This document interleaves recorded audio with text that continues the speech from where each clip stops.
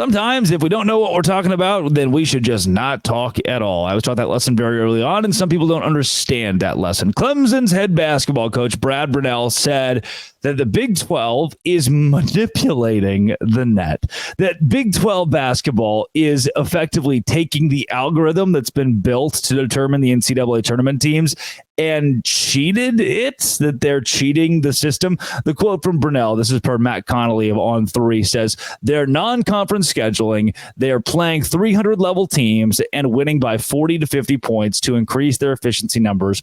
Our league is actually 9-3 against the Big 12. I'll give you that a long time ago, your team, your league, your team, your league beat up on the Big 12. 9-3 is good. But what I can't give you is that the Big 12 has, in essence, cheated its way, found a weird, skirty loophole through the algorithm to make it look better. None of that makes sense. There's not a way to say, "Ooh, here's how the net algorithm works. What if we can trick the analytics?" You can't trick the analytics. Also, Brad, newsflash, here are some of the non-conference teams that Clemson played this season. You know what? I'll give you your roses first. Clemson played at Alabama, and they won. I know a lot of Big 12 teams that also played tough teams, like a Baylor and Michigan State. Kansas plays all over the country. I guess it's neither here nor there for your argument, though. Hey, you also played TCU. You beat them 74-66. You played at Memphis. How fun was that? There are some good teams in this non-conference gauntlet. But you also played UAB, beat them by 1. Winthrop, Davidson. How about Queens University? Boy, that game against Radford that you won 93-58. Were you manipulating net? Is that what that was, Brad? Is that what were you just trying to improve your net?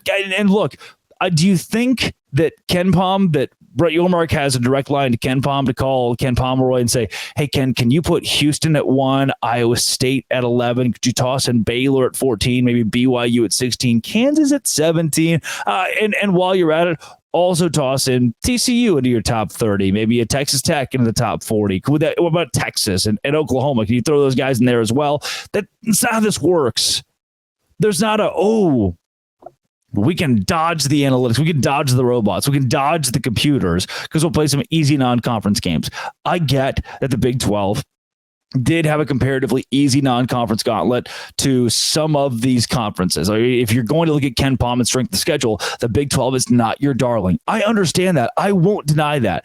But at the same time, we are talking about teams like Kansas, Baylor, Houston, who have been to Final Fours and won national championships. They're not just doing it inside the conference. If the Big 12 was going 1 and out, 2 and done every year, the top teams weren't winning in March, then I would get it. I would understand. Be like, yeah, you're right. The Big 12 is pretty overrated here, but they're winning national championships. They're getting to the Final Four. They're going to the national championship game. And in that case, you kind of have to say, what if the Big 12 is good? It's an elite conference. And I cannot fault a team for playing an easier non-conference schedule with the knowledge that your season schedule is going to feature games against Texas, BYU, Houston, Kansas in that order.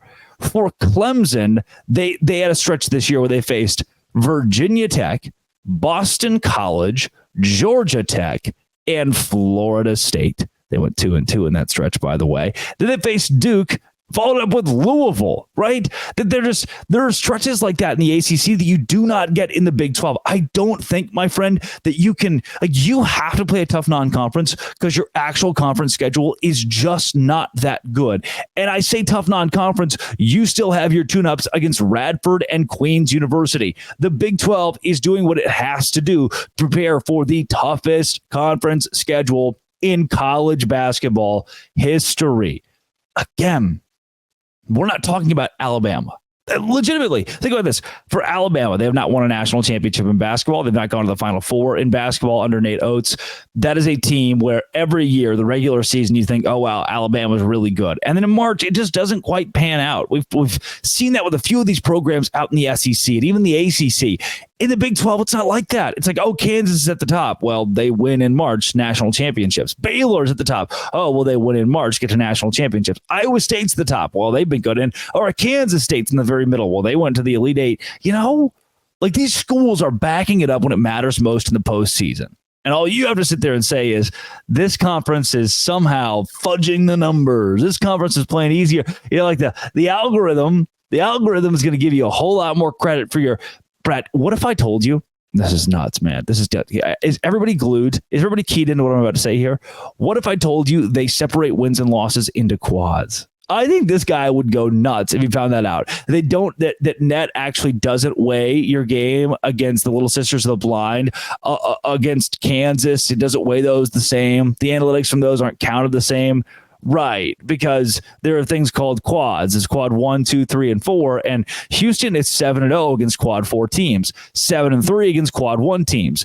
Based on what net does, that quad 1 record matters more than the quad 4 record.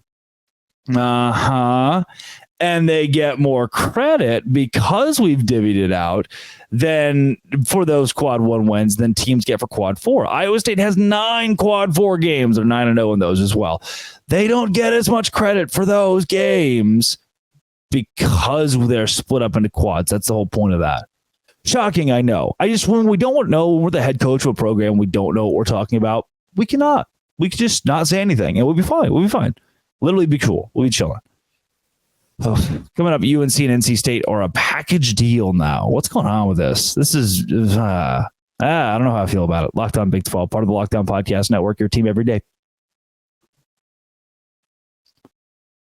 Today's show is brought to you by FanDuel. FanDuel is where I go to make money. It's like, rent's coming up. FanDuel. I love the idea that I can go to FanDuel and it's right there. I could easily say, hey, FanDuel, I think BYU is going to win at Kansas. Bet on it and win money.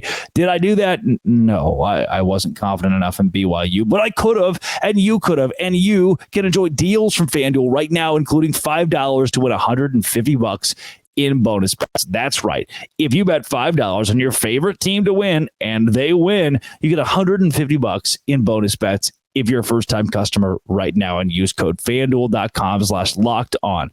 Shoot your shot today with quick bets, live same-game parlays, exclusive props, and more. March Madness is coming up. You're a genius. You're a bracketologist. You can make money off of this at FanDuel. FanDuel.com/locked-on. Go get you some money, $5 for $150 in free play at FanDuel.com/locked-on. FanDuel, official sportsbook partner of the NBA.